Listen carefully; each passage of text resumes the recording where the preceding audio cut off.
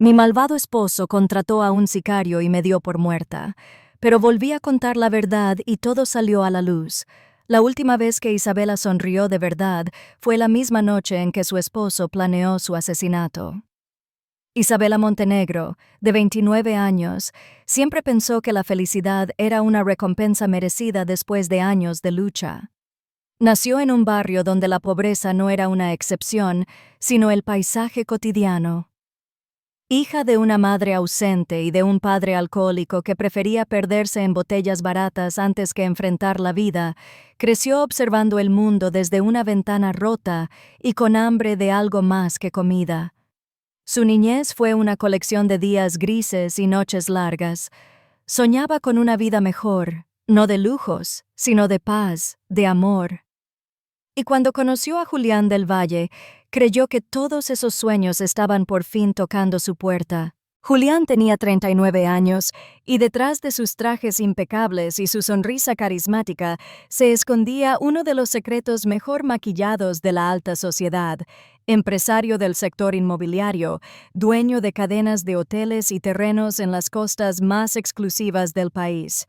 Para la prensa era un hombre hecho a sí mismo, para los demás era el esposo perfecto, y para Isabela al principio fue su salvación.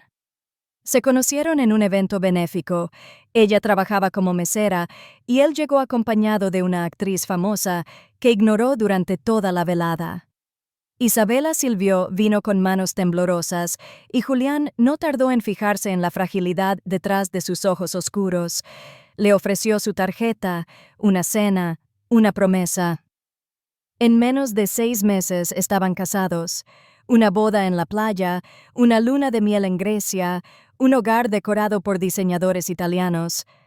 Todo era perfecto, o eso parecía. La mansión en la que vivían era fría, perfecta para fotografías, pero sin alma. Las paredes no tenían historia. El jardín estaba siempre impecable, pero nadie lo tocaba, ni siquiera ella. Julián había construido una vida donde todo estaba bajo control, incluso los sentimientos. Decía amar a Isabela, pero la vestía como si fuera su muñeca personal. Le compraba ropa, elegía sus colores, sus zapatos, sus peinados. Al principio ella lo confundió con atención. Luego entendió que era una forma más de encierro. «Póntelo, te hace ver sofisticada», le dijo una mañana dejando sobre la cama un vestido base con detalles dorados. «Y no me gusta ese color, me siento apagada», respondió ella con voz baja como quien pide permiso para pensar. «No se trata de lo que te gusta, Isa, es lo que transmite». «Una mujer como tú tiene que representar elegancia, no vulgaridad», afirmó él mirándola con una sonrisa que no alcanzaba a sus ojos. Esa fue la primera vez que Isabela sintió que algo no estaba bien. La segunda fue cuando descubrió las llamadas. Eran conversaciones en clave, nombres que no conocía, llamadas de madrugada que Julián negaba haber contestado y una habitación en el tercer piso de la casa que él le tenía prohibido abrir. «¿Qué hay ahí arriba, Julián?», preguntó una tarde mientras tomaban café en la terraza. «Documentos, negocios, nada que deba preocuparte», respondió sin levantar la vista del periódico. «Soy tu esposa. Deberías saber qué haces. Y eres mi esposa porque sabes cuándo quedarte en silencio. No cambies eso». Isabela tragó saliva fingiendo una sonrisa. Esa noche lloró en silencio, abrazada a su almohada, mientras Julián dormía con la respiración tranquila de quien cree tenerlo todo bajo control. Fue Camila, su hermana menor, quien plantó la primera semilla de duda en su corazón. Camila tenía 25 años y vivía sola desde los 18. Trabajaba como maquilladora independiente y jamás confió en Julián. «¿Por qué siempre estás tan callada, Isa? ¿Desde cuándo dejaste de reírte como antes?» «Estoy cansada». «Eso es todo», respondió Isabela en una de sus pocas salidas sin escolta. ¿Cansada o asustada? Porque yo veo a una mujer que no reconoce su reflejo. Y eso no es amor. La conversación fue breve. Julián había llamado 3 veces. Isabela tenía que volver y aunque se despidió de su hermana con un beso apurado, una duda comenzó a formarse como una sombra dentro de ella. Días después, la sombra se volvió grito. Mientras organizaba su vestidor, encontró un sobreescondido entre camisas que nunca usaba. Dentro, documentos bancarios a nombre de una tal Lucía Cabrera, una mujer fallecida 3 años atrás en circunstancias poco claras. La cuenta estaba activa, movimientos recientes, transferencias a empresas fantasma. Isabela sintió el mundo temblar bajo sus pies.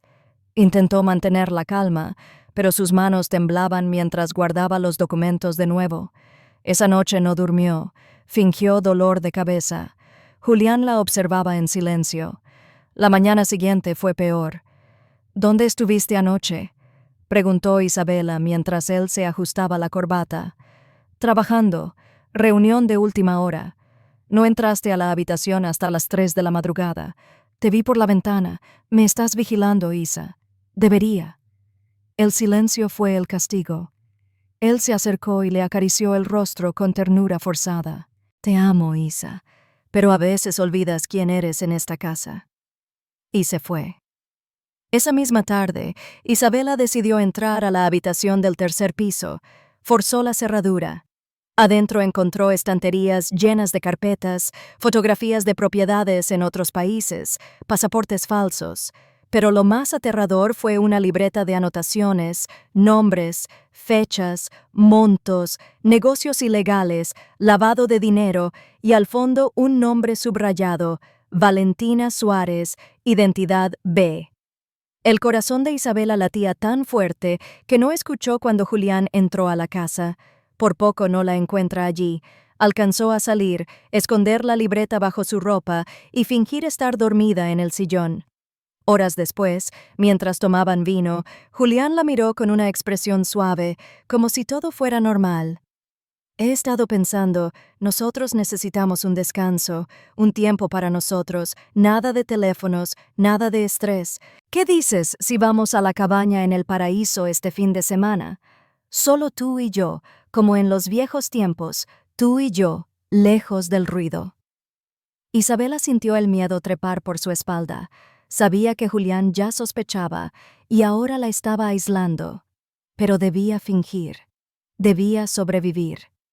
Suena bien, dijo con una sonrisa forzada. Esa noche llamó a Camila desde un teléfono público. Le entregó la libreta, le pidió que la escondiera, que la protegiera con su vida y le dijo algo que Camila nunca olvidaría. Si no regreso, ya sabes qué hacer. 2 días después viajaron a la cabaña. Julián estaba más amoroso que nunca. Cocinó para ella, le llevó flores silvestres, le puso música que le gustaba. Era todo lo que ella había deseado. Demasiado tarde. Te amo, Isa. Lo nuestro puede comenzar de nuevo, solo tú y yo, lejos del ruido. Ella lo miró. No respondió. Solo asentía con la cabeza. Esa noche, mientras fingía dormir, lo escuchó hablar por teléfono con voz baja, casi susurrante. Está lista. Hazlo esta noche. El tiempo pareció congelarse. Isabela abrió los ojos sin moverse. Su cuerpo temblaba por dentro. Sabía que si corría moriría, si hablaba moriría. Solo tenía una opción, hasta el último segundo. Pasaron los minutos. El silencio era espeso. Afuera, los grillos cantaban como si todo fuera normal. Y entonces la puerta de la cabaña crujió. Una sombra entró. Isabela apenas alcanzó a ver un destello metálico. Luego todo fue oscuridad. Un disparo. Silencio. Fundido a negro. El disparo quebró la noche como un relámpago seco. La cabaña, envuelta en sombras, volvió a sumirse en un silencio denso, como si el bosque mismo contuviera el aliento. El cuerpo de Isabela yacía inmóvil sobre el suelo de madera. El sicario no se detuvo a revisar, solo recogió la pistola con manos enguantadas. Se aseguró de que la sangre manchara la alfombra, una escena limpia, directa, sin testigos, y se marchó sin una palabra. Afuera, Julián esperaba dentro de su camioneta con el motor en marcha y una expresión vacía en el rostro. El asesino asintió y Julián encendió un cigarro. Y listo. Hecho, respondió el hombre sin mirarlo. La camioneta se alejó en la noche, tragada por la carretera como si nada hubiera ocurrido. Al amanecer, el cuerpo de Isabela no estaba donde había caído. Un perro callejero fue el primero en encontrarla, olfateando la sangre como si reconociera un dolor humano. Luego apareció una figura entre los árboles, un hombre de barba larga, ropa gastada y botas rotas. Caminaba con lentitud, llevando un machete en la cintura y una mirada antigua. Se llamaba Don Román y vivía solo en una vieja choa a 5 kilómetros del último pueblo visible en un mapa. Cuando vio a la mujer, pensó que estaba muerta. El disparo no había sido certero. La bala le había rozado el cráneo, dejándola inconsciente al borde de la muerte. Román la cargó sin dudarlo, murmurando palabras que nadie oía. «Todavía respiras. Eres una necia, pero estás viva». La llevó hasta su casa, la acostó en un colchón viejo, le limpió la herida, le aplicó alcohol, improvisó una venda. Durante 2 días no abrió los ojos, luego solo murmuraba cosas sin sentido. Mientras tanto, en la ciudad los noticieros abrían sus programas matutinos con la tragedia del año. Lamentamos informar el fallecimiento de Isabela Montenegro de Del Valle, esposa del empresario Julián Del Valle, quien habría sido encontrada muerta en una cabaña en El Paraíso. Las autoridades manejan como principal hipótesis el suicidio por depresión severa. Julián apareció en televisión con lágrimas que parecían sinceras, hablando de su amor, de su dolor, de la tristeza de ver a su esposa caer en un pozo del que no pudo salir. La gente lo consolaba en redes sociales. Algunos lo llamaban valiente, otros mártir. Y nunca pensé que el amor de mi vida elegiría rendirse así, dijo ante las cámaras con voz quebrada. La prensa tragó la historia como un trago dulce. Ningún periodista cuestionó. Nadie preguntó por qué no hubo autopsia pública, por qué el cuerpo fue incinerado tan rápido, por qué Camila Montenegro, la hermana de la fallecida, no fue vista en el funeral, porque Camila ya no podía hablar. Ella sabía, tenía la libreta, tenía la verdad y estaba dispuesta a gritarla al mundo. Intentó hacerlo. Contactó a un periodista de investigación, citándolo en una cafetería, pero nunca llegó. Fue interceptada por 2 hombres vestidos de blanco que le hablaron de forma amable y la subieron a una ambulancia. Dijeron que era por su bien. Horas después, Camila despertó en una cama de metal atada de pies y manos, con un psiquiatra observándola desde un rincón. Episodio psicótico agudo con delirios persecutorios, anotó el doctor mientras ella gritaba que su hermana no estaba muerta, que Julián era un asesino. La clínica donde fue internada era privada, con moros altos y médicos bien pagados. Nadie entraba sin permiso, nadie salía. Julián se encargó de todo, incluso de la medicación. En el monte, don Román observaba cada día a la mujer dormida. No preguntaba por su historia, pero la intuía. Sabía del miedo. Él también lo había visto antes, en los ojos de su hija, antes de que la mataran. ¿Te pareces a ella? La misma cara de no haber terminado la historia. Isabela abrió los ojos tras 15 días. No dijo nada, solo miró el techo, luego al hombre que estaba junto a ella, luego sus propias manos. No reconocía nada, ni su rostro, ni el lugar, ni siquiera su nombre. ¿Quién soy? Don Román se sentó a su lado. Su voz era grave, pero suave.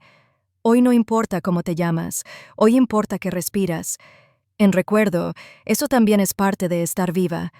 Isabela lloró en silencio, lágrimas espesas, pesadas, no por lo que recordaba, sino por lo que no podía. Don Román le llevó sopa de lentejas, agua tibia, una manta. Durante los siguientes días evitó hacer preguntas. Le hablaba del campo, del maíz, de las lluvias. Le enseñaba a encender fuego, a hervir plantas, a distinguir el canto de los pájaros. La llamó Valentina, que es un nombre fuerte como tú. Ella lo aceptó. No tenía razones para rechazarlo. Cada tanto tenía pesadillas. Veía un rostro en la sombra. Escuchaba disparos gritos, el sonido de pasos, pero al despertar todo desaparecía. «Me siento rota», le dijo una tarde mientras Román cocinaba en un fogón improvisado. «Estás quebrada, no destruida. Las piezas aún están ahí, solo necesitas el valor de armarlas». Ella miró sus manos. Estaban llenas de cicatrices nuevas. Algunas aún dolían. Pasaron las semanas, la herida en la cabeza sanó, pero la mente seguía llena de huecos. Aprendió a ayudar en la huerta. Comenzó a caminar más lejos. Empezó a sonreír, aunque fuera un poco. Una noche, mientras miraban el fuego, Román le confesó su historia. «Mi hija se llamaba Ángela. Tenía tu misma edad cuando se casó. El marido era buen mozo, amable en público, pero en casa era una bestia». Valentina lo miraba en silencio. «Buenanche. La golpeó hasta matarla. Dijo que fue un accidente. La policía no investigó, yo lo busqué pero nunca lo encontré. Me vine aquí a esconderme de un mundo que apesta a injusticia». Ella lo tomó de la mano. No dijo nada, pero sus ojos hablaban. «Tal vez no recuerdes quién eres», murmuró Román, «pero el dolor en tus ojos es de alguien que ha conocido la muerte y regresado». Esa noche, mientras dormía, un recuerdo rompió el muro. Vio la cabaña, vio a Julián, lo vio tomar el teléfono. Escuchó su voz, su orden, su traición. «Está lista. Hazlo esta noche». Isabela se incorporó gritando con los ojos abiertos de par en par, jadeando como si saliera de una tumba. «Me iba a matar». Román corrió hasta ella, la sostuvo entre los brazos. «Tranquila, hija, tranquila. Él me disparó». «Oh, mandó a alguien. Quería matarme». «¿Quién?» «No lo sé». No sé, pero yo no estaba muerta. Me dispararon y me dejaron allí como si fuera basura». Lloró hasta quedarse sin voz. Afuera, la luna llena iluminaba los árboles. El bosque parecía contener el aliento. Dentro de esa choa de madera, una mujer rota comenzaba a reconstruirse. Ya no se llamaba Valentina, ya no se llamaba Isabela, era algo nuevo, algo que nadie aún entendía, ni siquiera ella. Pero una cosa sí sabía, estaba viva, y la verdad también faltaba contarla. Aunque costara sangre, el fuego crujía. La guerra apenas comenzaba. Isabela ya no era la misma mujer que cayó sobre el suelo de aquella cabaña, sangrando, rota, entregada. Esa mujer había muerto.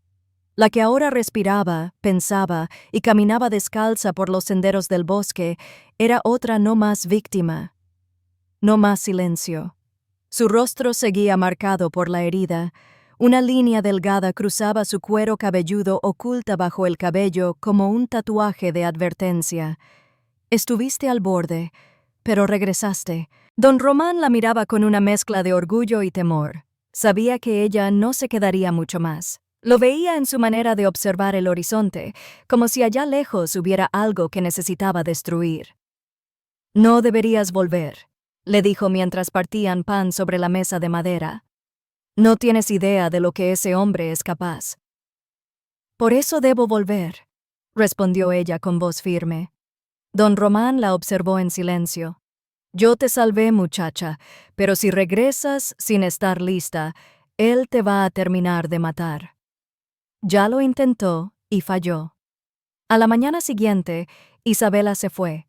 Llevaba una mochila con algo de ropa vieja, una carpeta con notas que había escrito en los últimos días y una identidad falsa que don Román le ayudó a conseguir a través de un amigo que aún le debía favores del pasado.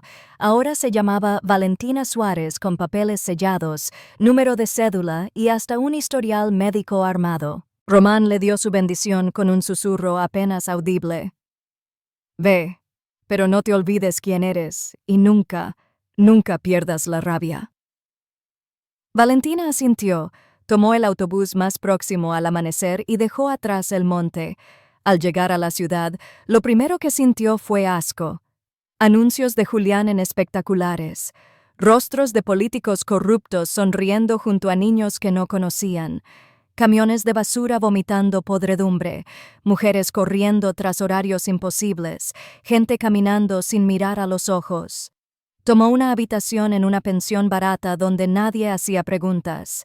La cama olía a humedad y los muros eran tan delgados que escuchaba cada palabra de la pareja que discutía en la pieza de al lado. Pero no se quejaba. Estaba viva y tenía un plan. Durante semanas se hizo pasar por periodista. Se acercó a colectivos de mujeres, a asociaciones que buscaban desaparecidas, a madres con pancartas en las plazas, escuchaba sus historias, tomaba notas, grababa audios. Les decía que era parte de un proyecto documental llamado Voces y Nombre.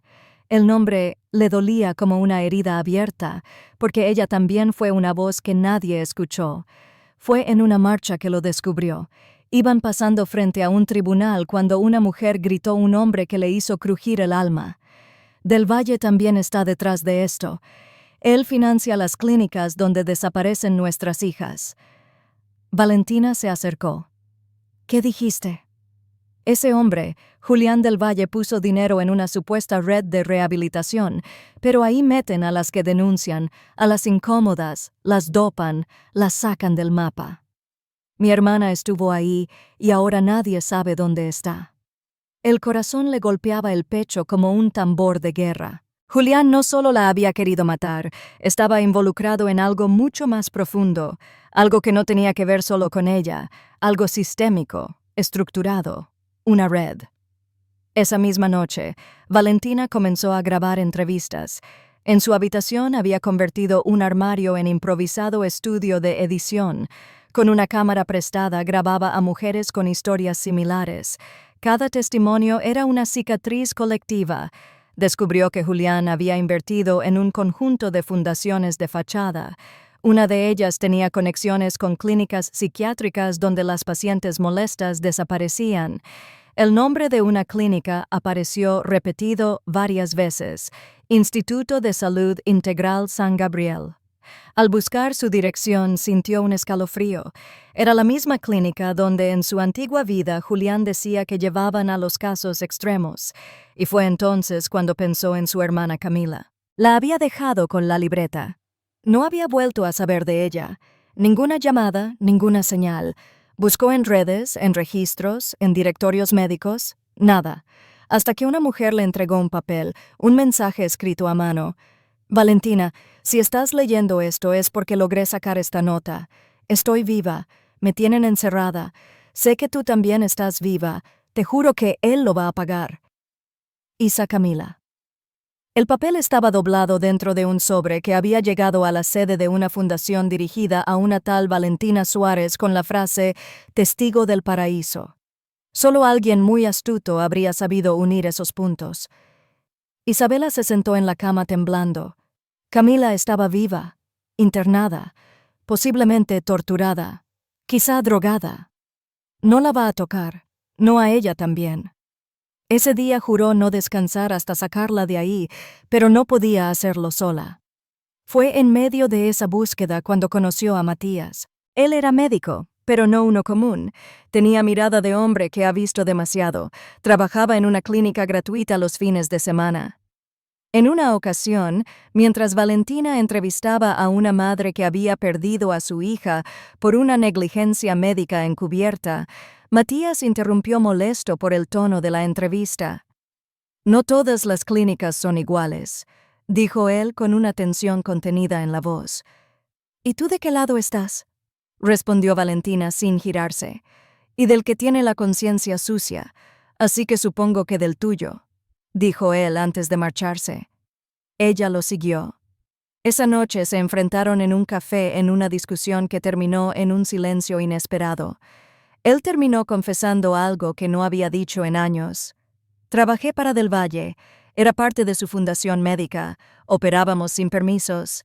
Había chicas que llegaban con signos de abuso y nos obligaban a callar. Firmé documentos, falsifiqué diagnósticos, pero cuando vi lo que hacían en la clínica de San Gabriel me fui y he estado huyendo desde entonces». Ella no dijo nada por varios minutos, luego le extendió su mano. «Entonces, ayuda a exponerlo, ayúdame a sacarlas de ahí». Matías la miró como si estuviera viendo un espejo. Asintió. Durante las siguientes semanas trabajaron juntos. Él proporcionaba contactos, acceso a archivos internos. Ella grababa, armaba el relato, tejía la historia. Juntos se infiltraron en los sistemas de la red de clínicas, robaron expedientes, descubrieron listas de nombres y en una de ellas, Valentina sintió que el mundo se le caía encima. Sebastián del Valle Montenegro, nacido 15 de julio. Estado privado. Tutor legal. Julián del Valle. Era su hijo, aquel que le dijeron que nació muerto. Estaba vivo y Julián lo había ocultado todo ese tiempo. La carpeta contenía su historial médico, una foto borrosa, informes de crecimiento. El niño tenía ahora 7 años. Había sido registrado como hijo único de Julián del Valle y una madre fallecida. Valentina gritó, lanzó todo al suelo, cayó de rodillas. Matías intentó sostenerla, pero ella se encogió como una hoja bajo tormenta.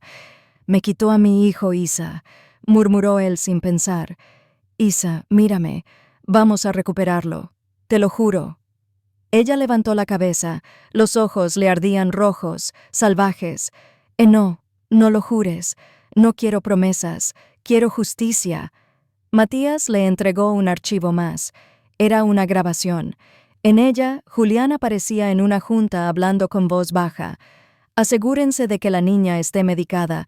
La hermana ya está neutralizada y el niño, ese niño, no puede saber nunca quién fue su madre». Valentina apretó los dientes. Él va a caer por Camila, por Sebastián, por todas. La guerra ya no estaba comenzando, ahora era personal, y ella no pensaba perder.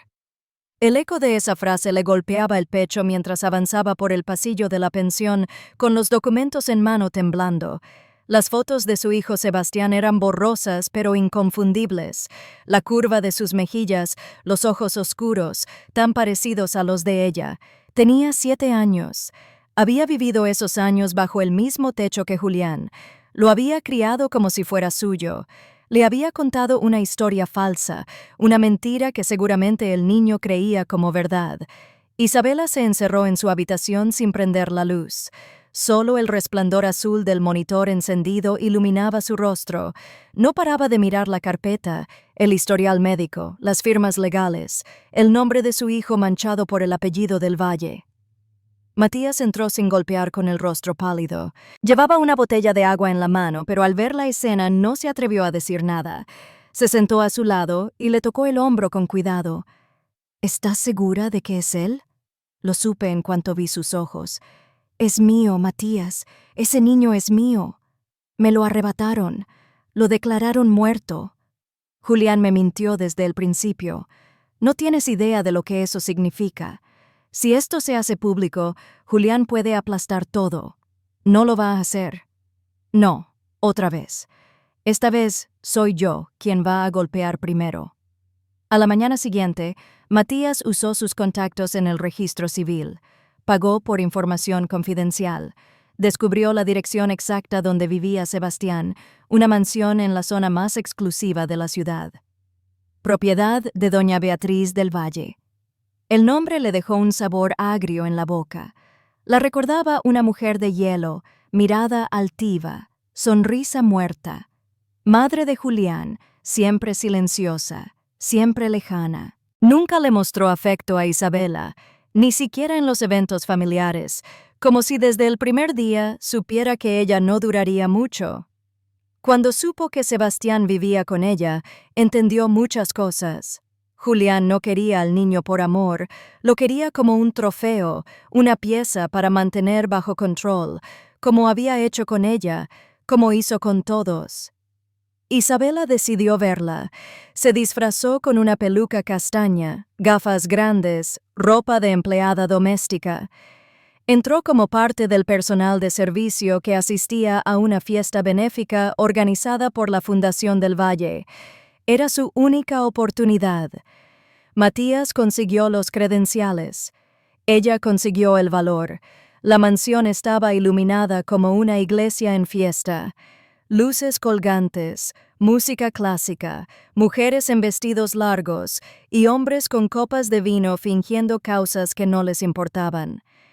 Ella se deslizó entre ellos como una sombra hasta que lo vio. Sebastián corría por el jardín con otros niños. Llevaba una camisa blanca y un suéter azul marino. Reía.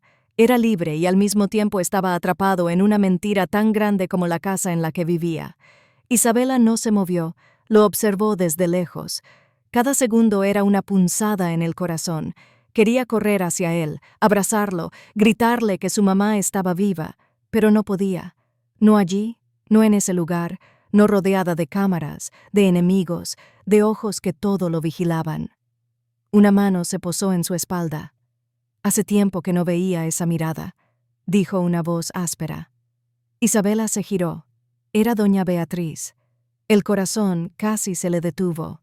La mujer la miraba con frialdad, pero sin sorpresa. Y tranquila, sé quién eres. Isabela no dijo nada.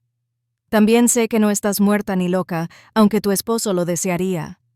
¿Por qué no le dices que me viste? Porque tú eres el menor de sus problemas ahora, y porque ya estoy cansada de proteger a un monstruo. Isabela apretó los labios. Beatriz la guió hacia un rincón del jardín, lejos de las miradas. Y mi hijo fue una bestia desde joven. Era violento, controlador, cruel. Cuando lo enfrenté, me quitó todo lo que tenía. Me dejó a cargo del niño porque sabía que conmigo estaría a salvo por ahora. ¿Sabías que me disparó? No, con certeza, pero siempre supe que querías irte y que él no lo permitiría. ¿Por qué no hiciste nada? Beatriz la miró con tristeza. Porque soy cobarde. Porque creí que no podía ganarle. Y porque a veces el silencio parece el único lugar donde una mujer puede sobrevivir. Isabela respiró hondo. Cada palabra era un peso sobre su espalda. Quiero a mi hijo. Él lo sé. Voy a sacarlo de aquí. Entonces, hazlo bien. Sin escándalos, sin errores. Porque si Julián descubre que estás viva, no fallará 2 veces. En ese momento, un estruendo de aplausos los interrumpió. Julián acababa de llegar. Traje negro, sonrisa de tiburón, caminaba como si el mundo le perteneciera. Isabela se escondió tras una columna. Su cuerpo temblaba, pero no de miedo, de furia. Estaba a 5 metros del hombre que la enterró viva, y él ni siquiera lo sabía. «No puedo quedarme más», murmuró. «Tengo que irme antes de que me vea. Vete por la entrada de servicio. Nadie te detendrá». «Gracias», dijo Isabela con la voz rota. «No me des las gracias. Solo acaba con esto, y sálvate tú también». Isabela salió por la cocina con la cara cubierta, respirando entrecortado. Matías la esperaba en el auto, nervioso. «¿Lo viste?» «Sí. Y también hablé con su madre. Beatriz sabe la verdad y está harta de él». Esa noche, ya en la pensión, Isabela rompió a llorar por Sebastián, por el tiempo perdido, por la vida que le robaron. Matías la abrazó sin decir una palabra. En otro rincón de la ciudad, Julián se sentó en su despacho bebiendo whisky. Había algo que no le cuadraba, una sensación. «¿Tú sentiste eso?», preguntó a su asistente como si el aire cambiara, como si alguien estuviera aquí pero no pudiera verla. «¿A qué te refieres?» «No lo sé, pero ella está cerca».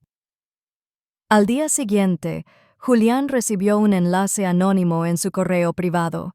Al hacer clic, un video comenzó a reproducirse. Una voz femenina narraba sobre mujeres desaparecidas, abusos silenciados, técnicas psiquiátricas utilizadas como cárceles, tráfico de influencias. El rostro de Julián apareció en pantalla junto a documentos, nombres, firmas, registros, y al final, la voz pronunció su nombre. Yo fui una de ellas. Mi nombre es Valentina Suárez, y estoy viva. Julián se levantó de golpe derramando el vaso. «Es ella», susurró. «Está viva». Su rostro cambió. Ya no era el de un esposo viudo. Era el de un cazador que acababa de ver la sombra de su presa y ahora comenzaría la cacería. Julián no gritó, No rompió nada, solo se quedó sentado en su despacho con los ojos clavados en la pantalla congelada en ese segundo exacto donde la mujer del video, esa Valentina Suárez, pronunciaba su nombre con la calma de quien ha regresado del infierno. Movió apenas un dedo y marcó un número que tenía guardado como L. «Ya está viva», dijo sin rodeos. «¿Estás seguro?» El ritmo, el temblor al final de la frase es ella. No hay duda. Encuéntrala. Cortó la llamada y se sirvió otro trago. Esta vez whisky sin hielo no lo saboreó, lo tragó como veneno. En su mente las piezas se reacomodaban. Su plan, el control absoluto, la narrativa que había construido, todo se tambaleaba. Y lo que más le dolía no era el riesgo de perderlo todo, era la humillación, el hecho de que ella hubiera sobrevivido a su disparo, que lo hubiera engañado con vida fingida. Eso lo devoraba.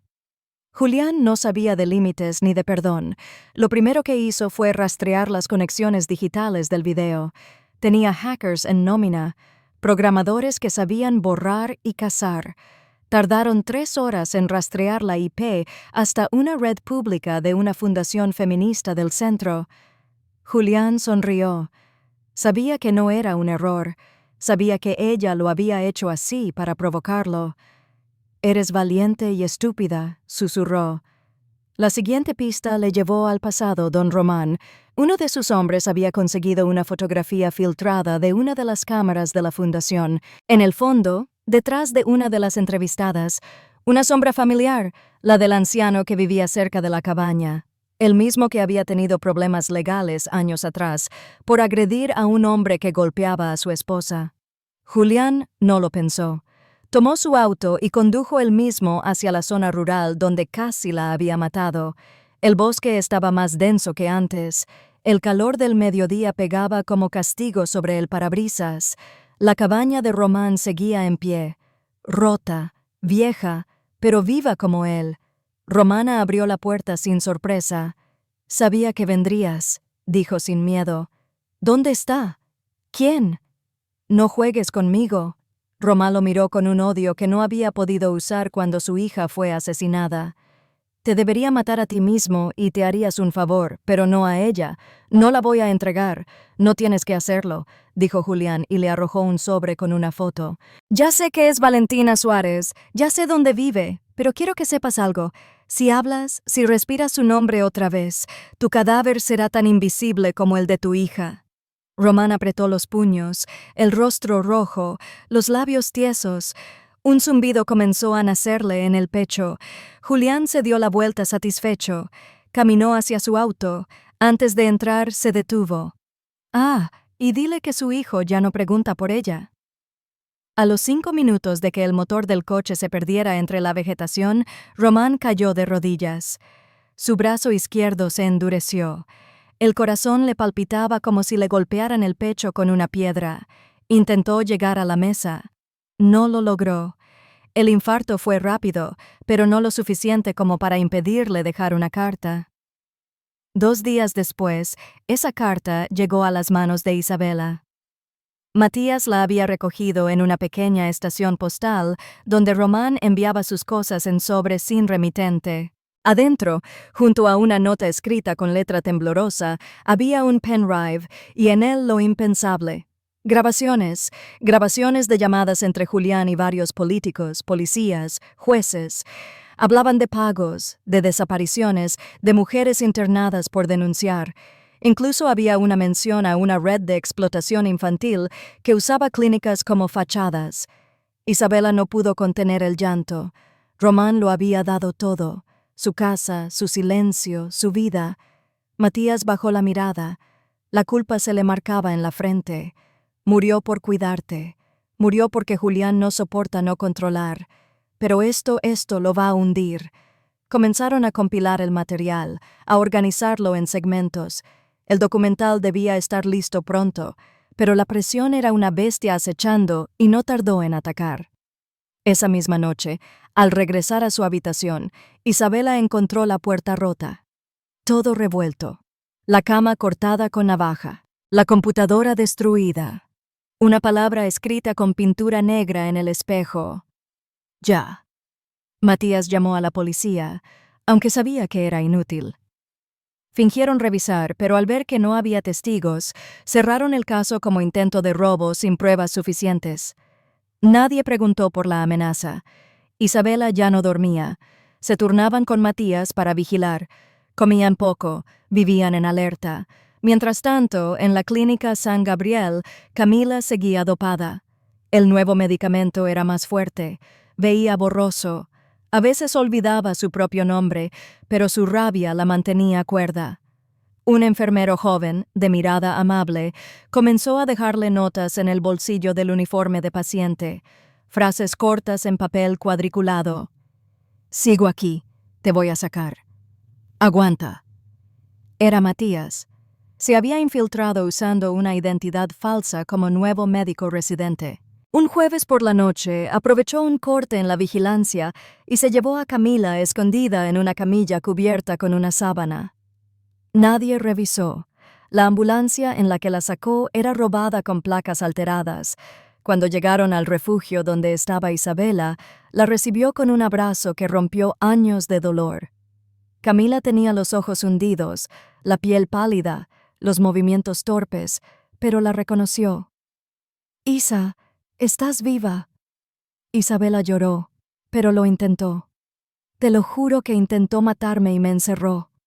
Me drogó. Me quitó mi voz. Ya no más». Camila se desplomó en sus brazos. «Nos enterró vivas, Isa, pero no sabía que las raíces bajo tierra también florecen». Pasaron semanas escondidas. El material del documental fue guardado en 5 discos duros distintos, uno en cada ciudad del país. Lo llamaron Voces que no callan. La edición estaba casi lista. El día de lanzamiento sería en una transmisión en vivo desde una cuenta cifrada con respaldo en servidores internacionales. Nadie podría detenerlo. Pero Julián se adelantó.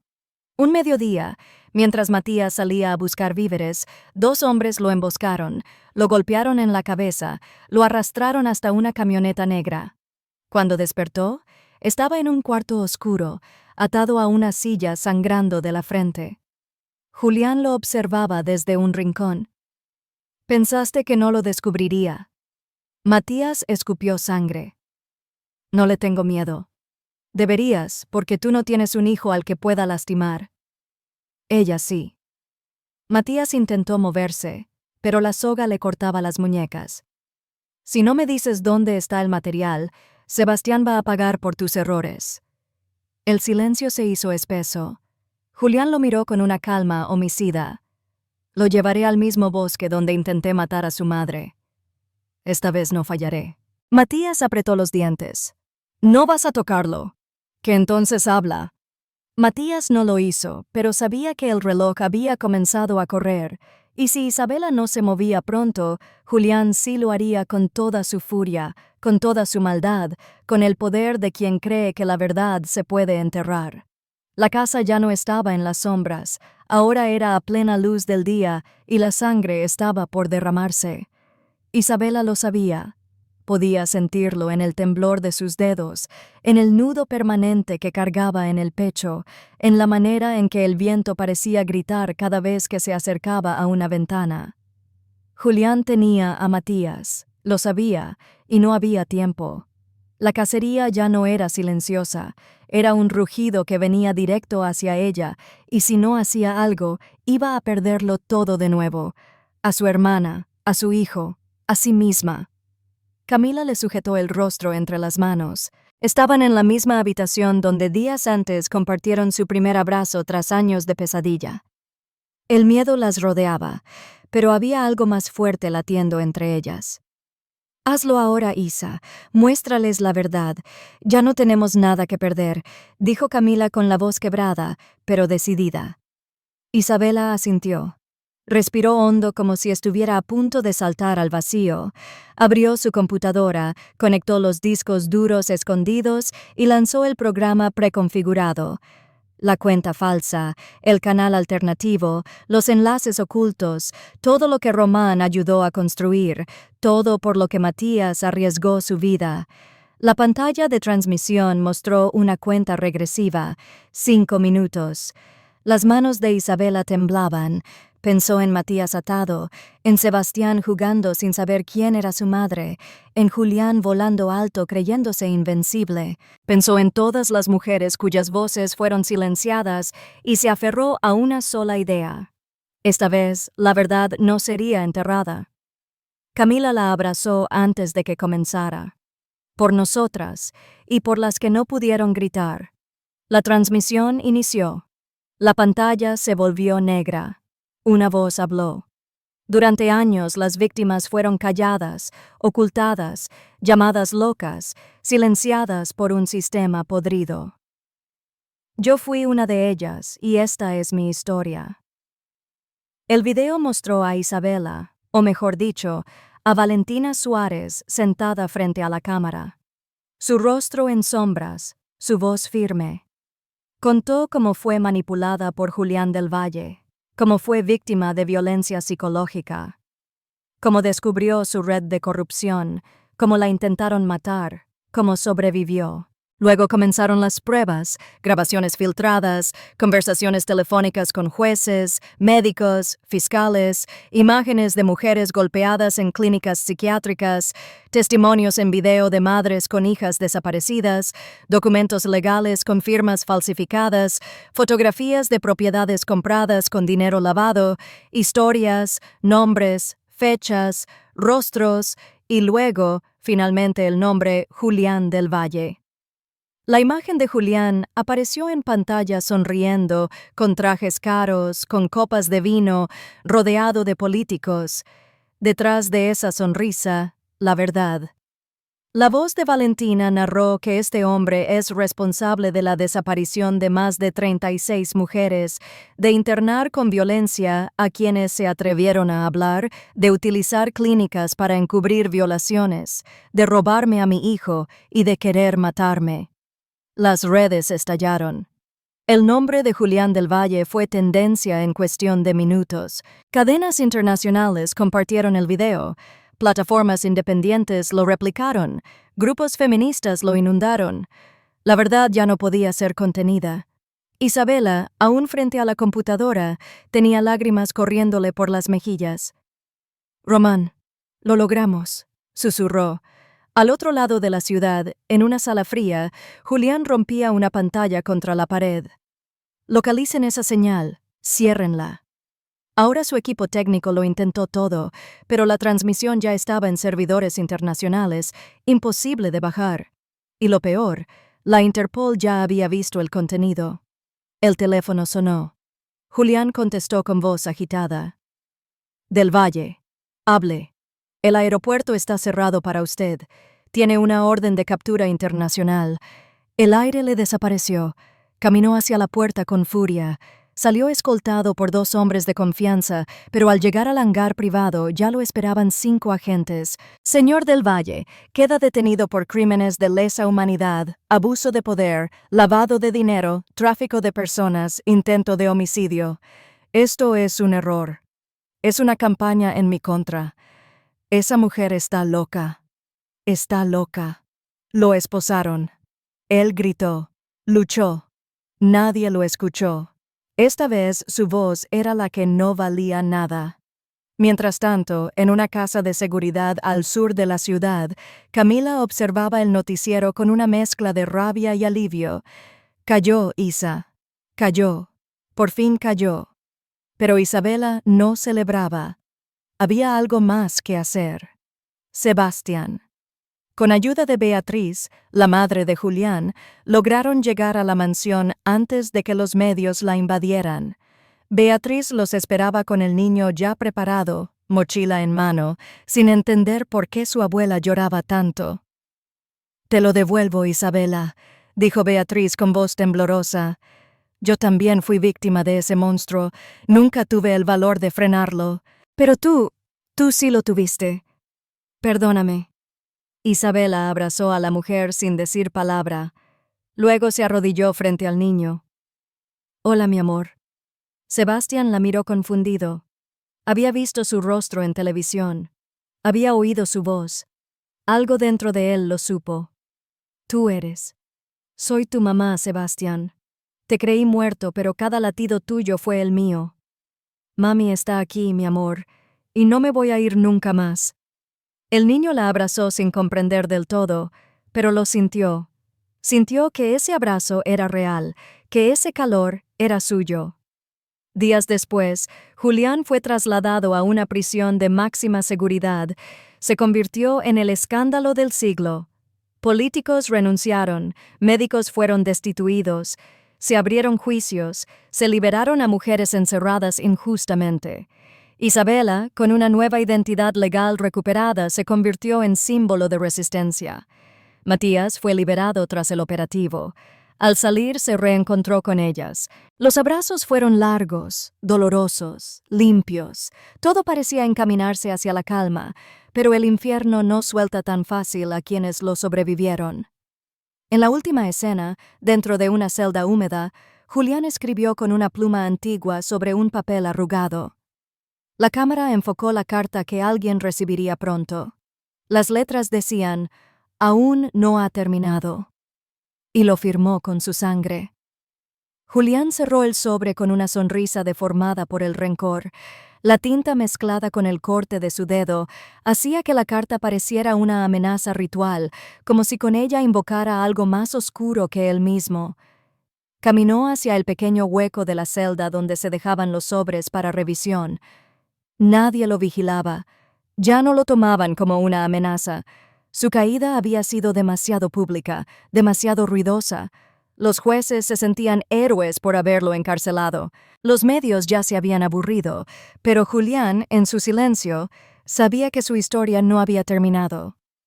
2 semanas después, ese sobre llegó a su destino. El joven que lo abrió estaba en una habitación oscura con las ventanas cubiertas de periódicos viejos. Lo primero que hizo fue oler la carta, luego tocar el sello manchado de sangre y finalmente leerla en voz baja. La voz le temblaba por la emoción contenida. «Mi padre pagó con la cárcel. Yo pagaré con fuego. Muy pronto, madre, te reencontrarás con el infierno». Sus labios se curvaron en una sonrisa torcida. El fuego en sus ojos no era una metáfora. Mientras tanto, a kilómetros de distancia, Isabela respiraba aire limpio por primera vez en años. El campo al que se había mudado con Sebastián y Camila no estaba en ningún registro público. Lo compró bajo el nombre de la fundación que ahora lideraba Raíces de Libertad. Era una casa de madera sencilla, rodeada de árboles, donde el canto de los pájaros y el olor a tierra húmeda reemplazaban el bullicio de la ciudad. Allí Sebastián podía correr descalzo, gritar, reír. Allí Camila podía dormir sin sedantes y allí Isabela estaba por fin en paz. Cada mañana cocinaban juntas. Cada tarde hacían videollamadas con otras mujeres que habían sido parte del documental. Muchas de ellas ahora trabajaban para la fundación, daban talleres, brindaban apoyo legal, recogían denuncias. El documental Voces que no callan seguía recorriendo el mundo, traducido a otros idiomas, replicado en congresos, universidades, foros. Isabela se convirtió en símbolo, en referente, aunque a ella no le interesaba ser figura, solo quería sanar. Ese deseo de sanar la llevó al cementerio, un lunes gris. La lápida de Don Román estaba decorada con flores silvestres. Isabela llegó sola con una carta en la mano. No era para él, era para ella. Se sentó frente a la tumba, cruzó las piernas y leyó en voz alta: «Te debía esto, un cierre, un comienzo. No sé cómo decir gracias a alguien que me dio todo sin pedir nada. Salvaste mi vida, me diste tiempo, me diste valor. No eres parte de mi sangre, pero fuiste la única familia que tuve cuando más lo necesité. Hoy estamos bien». Sebastián sonríe. Camila ya no tiembla por las noches y yo empiezo a reconocerme en el espejo. Don Román, donde estés, gracias. Tu lucha no fue en vano. Ahora es nuestra. Dejó la carta a los pies de la lápida. Llovía suave. Ella no se movió. Sintió que el silencio la abrazaba.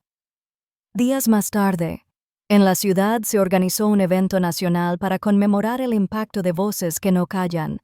La sala estaba llena. Había cámaras, reporteros, activistas, diplomáticos. Isabela subió al escenario con un vestido azul marino, sin maquillaje, con el cabello suelto. Llevaba un pañuelo blanco atado a la muñeca como símbolo de resistencia. Tomó el micrófono. No hubo música ni presentación, solo habló. Durante años me creí muerta, no por el disparo, sino por el silencio. El verdadero infierno no es la violencia, es que nadie escuche cuando gritas. A mí me enterraron viva y desde esa tierra oscura aprendí que la verdad, cuando no se puede gritar, se siembra. La verdad puede ser enterrada, pero siempre florece como semilla. Hubo un silencio reverente, luego aplausos. Algunos lloraban, otros miraban al suelo. Los políticos presentes no sabían cómo reaccionar. La verdad incómoda aún los golpeaba. Isabela dejó el micrófono y bajó del escenario. Fue directo hacia Sebastián, que le esperaba con Camila entre el público. ¿Lo hice bien? Y le preguntó al niño. «Fuiste increíble, mamá». Esa noche celebraron en casa con arroz con leche. Camila preparó un brindis improvisado con jugo de manzana. «Por don Román, por la verdad y por el futuro», dijo. Chocaron los vasos. Rieron.